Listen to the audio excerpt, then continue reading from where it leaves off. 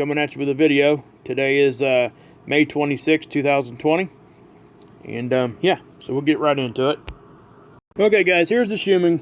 Okay, before we get into this though, I want to tell you guys, I started making a playlist, okay, of basic terminology that we use here on the channel. A lot of people's channel. Basically, it's space weather terminology. I'm taking one word at a time and breaking it down into like 1 to 2 minute videos. So people that are new have a reference point, or even people that's been here a while that doesn't really quite understand what something is, they can go over there and look, and I don't have to, keep repeating it in every video like I have been. I know that that's annoying for some people, but I have to do that until I get this playlist done, so people that are new understand what we're even talking about. Okay, so I started with solar wind, solar flare, and CME. Go check those 3 little 2-minute videos out if you want to. I do try to break it down by definition, and I put, I did it in such a way I hope that everybody can understand. It's an easy way just to pause it if you don't understand something and kind of look at it and get a better understanding. So that's why I did it. I had a lot of people asking me about that, and that I'm going to go ahead and do that with everything. I am doing one on what the Schumann resonance actually is for people that don't understand. I am doing a video like that also to put in that playlist. It's just that one's going to be just it's going to be a little bit longer, and it's going to take me a little bit more time because there is a lot of information when we're talking about this. So anyway, as you can see guys, last night, I went to do this video, and this is what I seen this spike, this initial spike right here, and I didn't even go look at this, but my ears were ringing really, really bad. I'm pretty sensitive to this anyway, but then I heard my wife say something to me. She's like, hey, my ears are ringing. So both our ears were ringing, so, we talk. She knows what I do here on my channel and all that. So I went over to the Schumann and looked at it, and sure enough, this thing was spiking. So I'm sitting there telling myself, yeah, man, that's probably what's going on. But then check this out. My kids don't know anything about what I do here on the internet, okay? I just don't. They're not. My 13-year-old just isn't interested in it. My boys know. They're adults. But my 13-year-old really just could care less, just to be honest with you. But she come out of her room and was saying, telling me and her mom that her ears were ringing so bad that it was causing a headache. So if that isn't confirmation that this tool or this resonance, when it's all out of whack and spiking, doesn't affect us, or does affect us, I don't know what is. I mean, my gosh. So, when that happened, I looked at my wife and I thought, wow. You don't even have to look any further than that. That's direct confirmation that, yes, this is what was causing our ringing in our ears. So, anyway, you can see the blacked out part there. What was odd about this is I seen this spike, and I should have taken a screenshot, and I didn't, okay? Because when I went back to it to do my video, the site itself would not load. That doesn't usually happen with this one, okay? This one, usually if it's missing data, it's just missing data, and you get to see the stuff beforehand. And then when it updates, you'll see the stuff after. But it still lets you load the page. This time it didn't. That's very strange. Plus, it happened right in the middle of a big spike. Okay, we had that initial one, and then right in the middle here on this second spike that looked to be a little bit more higher frequency too, because if you look, you can see how the white stayed more consistent all the way through. Then it kind of started to fade off here on that one, right? So, if you guys were experiencing that kind of stuff yesterday, last night, early this morning, had a hard time sleeping, headaches, all that kind of stuff, ringing in your ears, this could have been why. But I did want to show that to you guys. And again, guys, we're going to keep a close eye on this anyway. We always do. But people that don't know, go ahead and check out that playlist I put together. I really do think it'll help people understand. So we'll move on. Okay, guys, got you over here at Seeds. We've had another CME. Now, let me show you the start of this, because I went to do this last night, and when all that stuff happened with the Schumann tool, I'll talk about that here in a second, too. But what I want you to see is the flash. See the flash? And then we see jets fly out around the edges. See that? Okay. Now, what does that mean? Well, the flash is, most of the time when we see that, we got to stop and look, because usually something's happened on the sun that created a bunch of flashing light. Light left the sun, it made it to the camera and caused the camera to glitch out. Now, what's a little bit concerning right here, whether or not a CME's happened, and if it has happened, is it coming at us? Well, when you see that flash and you see these jets fly out, okay, watch what happens. We'll watch that through again. Flash, and then we start seeing jets of energy come out, right? So what's going on, most likely, there's the surface of the sun. Okay, that black occulter is there to block most of the light. Most of us know that. If you don't, that's what that's for. So anything that's happening behind that black disc, we can't see it. So when we see a flash and then we see these jets on all sides, that's leading me to believe that because the Earth is here and that satellite's right in front of the Earth, that CME is probably coming right at us. We just can't see it because the black occulter is there. It's blocking it. We've seen some of it peeking around the edges. Okay? So I do think that that's what's going on. So we'll go to the next day, and that kind of confirms it. You see that? That's a CME. Now, I know that it looks like it's going to the left. I get that. Okay? I tried to explain this before. I'm going to try to do it one more time. Here's the Earth. Okay, the satellite we're looking from is here. It's from our view.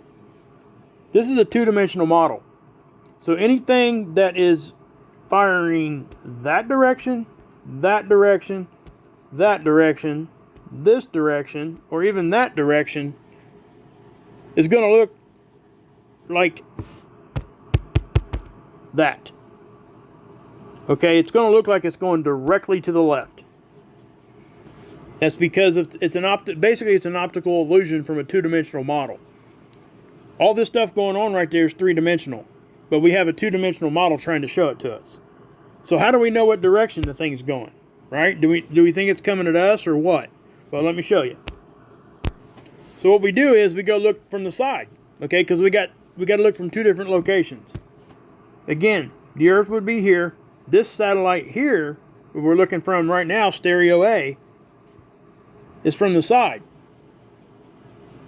So that's on the 25th. Now, if you look right here, real close, you see it get bright for a second. Watch. See that? Right at the end of the time lapse? That's when that CME was starting.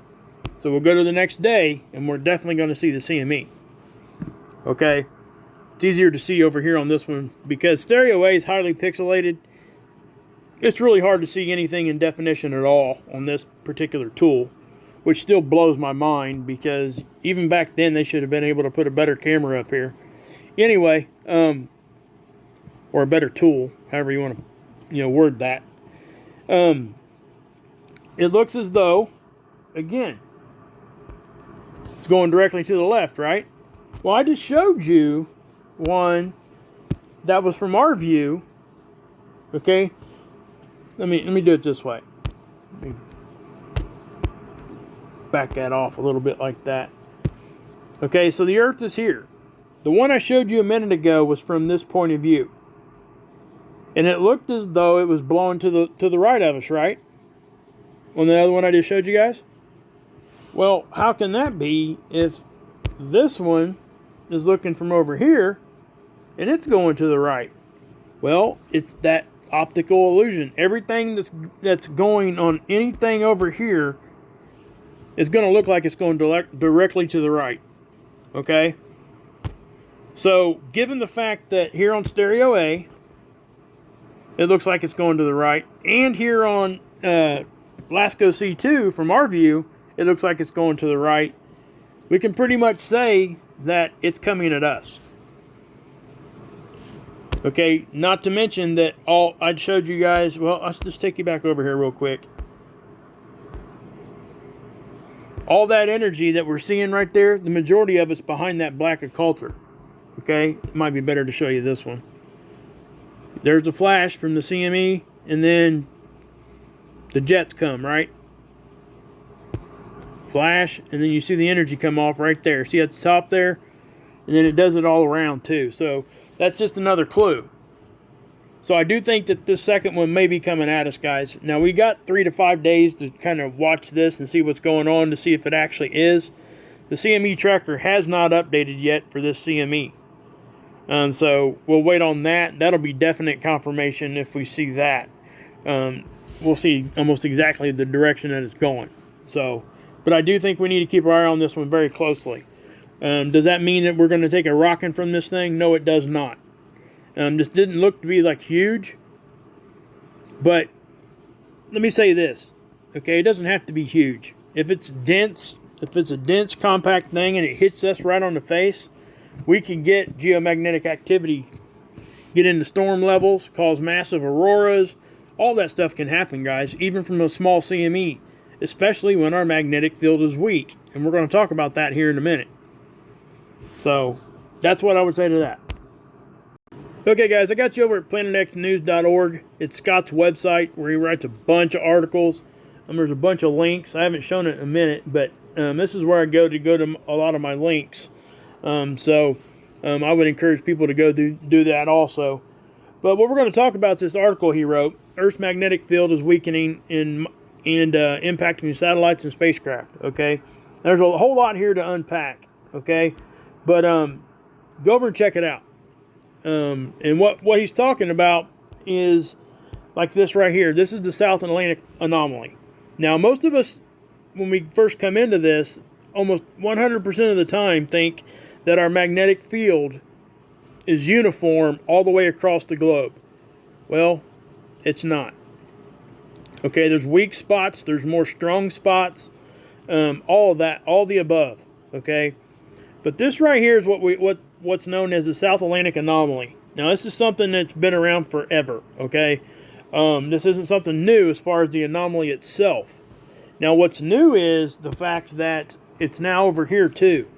They're saying that they may think that this thing might be splitting into two different anomalies. And what does that mean for people that actually live in this area? Well, they already know that they're more susceptible to those kinds of things. Navigation is probably difficult sometimes because their equipment probably screws up because the field there is weaker. So anything coming from space gets in easier right there. So that's what I would say to that. Now you can see how it's stretching over. Now the main reason for talking about this particular one is the fact that we know that eventually we're going to have a pole flip. In other words, magnetic north, not geographic north. Not the candy cane pole in the top of the earth and the candy cane pole at the bottom of the earth. Not that one, okay? I'm talking about magnetics. Okay? We got a north and a south pole magnetically. Those flip. Okay? They will change position naturally. Okay? Now, none of us have been alive to see that happen. Nobody has seen that with their own eyeballs. So we don't really know exactly what can happen. We do know we got really good ideas, and a lot of it's catastrophic, just to be honest. Okay, you know, we got the equatorial bubble that's held in place pretty much by our magnetic field. When the poles go to flip, that increased water that's around our equator will be released, and it's said that it may flood all the coastlines, all that kind of stuff, right? And again, we don't know when exactly this is going to happen. This is just one of the signs that's pointing us to, hey, listen, that might be happening before we know it. Now, magnetic north, we know, I've talked about this a lot, it's migrating. In other words, it's on the move. Okay, and once it gets down further, it's actually on the move towards Siberia. It used to be over in Canada, guys. And it started moving at a really fast pace a few years back. So much so that they had to go back a year early to find out exactly where magnetic north was. So planes and stuff didn't get their navigation wrong. You guys believe that? They had to, because their navigation was getting all jacked up. Because our compasses and stuff are ran off of magnetics, obviously. You know, it points to the North Pole. Our compasses do. And there's a whole lot of other stuff there too.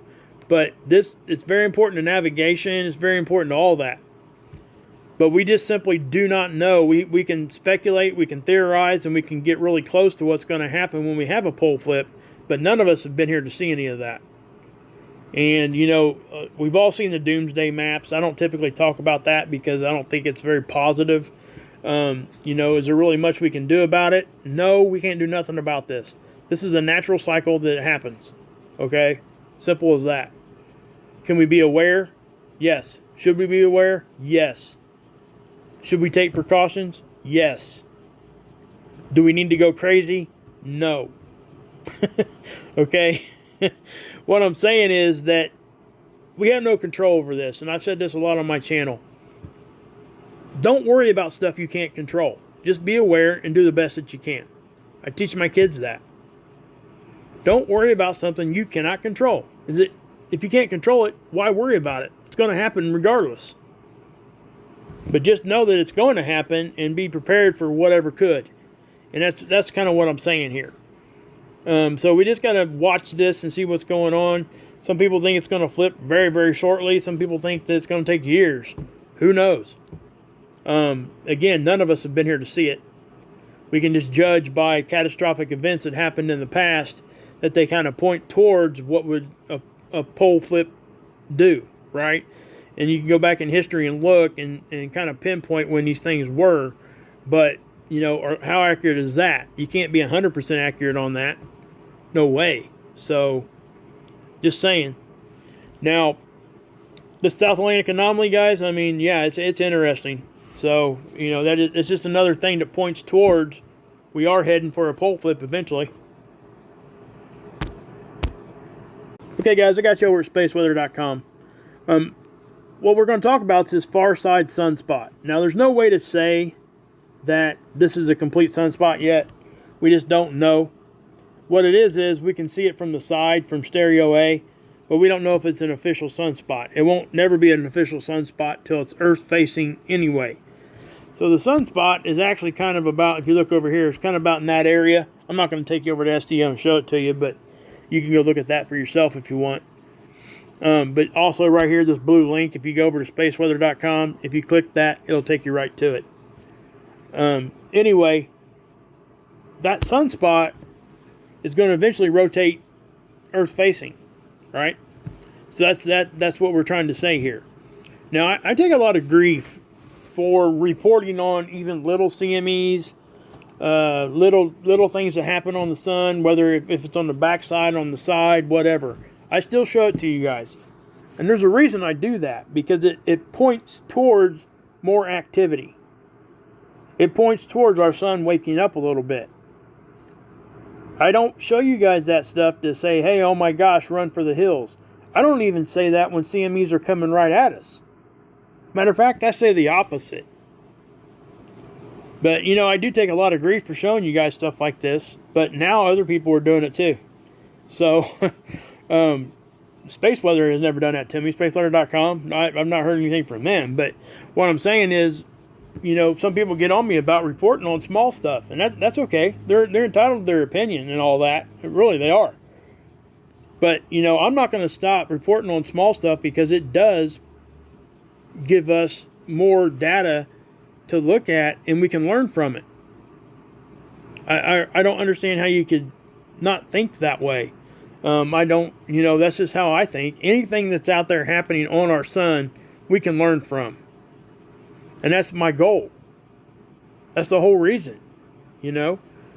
I just told you guys I don't show you doomsday maps because that's not what I'm about. Should we look at those maps? You know, I've looked at them. It gives us some sort of an idea if something was to happen where we should be at, or where they think we should be at. But do we dwell on that kind of stuff? No. So that's why I show you guys everything that I see, because I think it all plays a part, and it all points to something. Just like this, okay? We broke a space age record last year. Number of days without sunspots. We came in at 77% of the days with no sunspots, Earth facing. Okay? That's how they tell where we're at in our solar cycle. Okay, it's an 11, typically right about an 11-year solar cycle. So back in, like, it was 1913, there was a year there that they had 85%. So when we say we broke a space age record, that means during the space age, that's a record that we broke. Okay.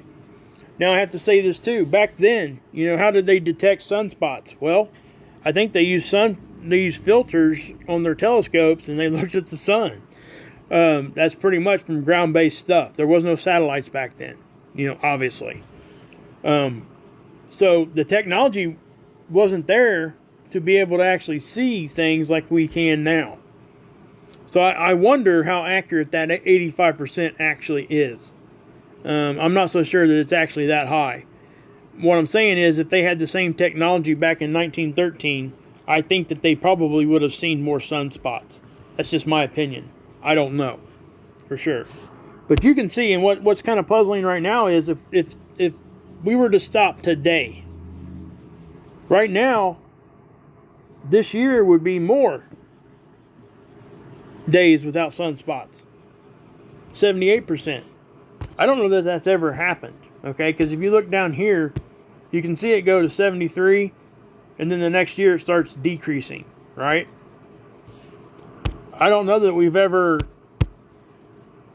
got to that level of the last year of a solar cycle, and then the next year, the second year, was actually less active than the one before. I don't know if that's ever happened, you know? So take that for what it's worth. But also here, guys, here's a global picture of that, what I was showing you guys earlier. You can kind of see these two areas right there. That's what they're talking about when they say that the poles split. It used to be up here, and it's migrating this way, to the right. Okay? Now, there's, like I said, they say once it gets to the latitude 40 line, which would be, you know, moving this direction down, it's going to go ahead and flip. That's what they say. They say that's the point of no return type of thing. But you can see how big this South Atlantic anomaly is. Look at that. It pretty much takes up the whole continent of South America at some level. You can see where it's weaker. Okay? So, that is what it is. But, yeah. So, I'm going to go ahead and end the video here, guys. You know, just stay strong, guys. Don't let things get you down. Doesn't help. It just really doesn't. Try to stay as positive as you can and keep moving. You know. So, listen. God bless. Yeshua saves, and you can drink this Kool-Aid.